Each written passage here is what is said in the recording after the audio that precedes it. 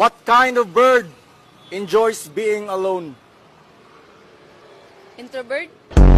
What do you call a person who does not eat meat? Valedictorian.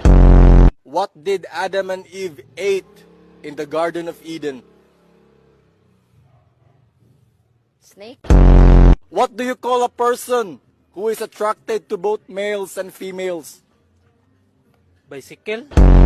If you enjoy spending time alone, what type of person are you? Inverter? What is the plural form of shell? Children. What is the first sense a baby develops? Sense of humor?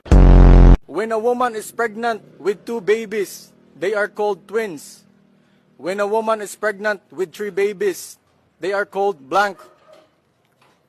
3 babies. Triceps.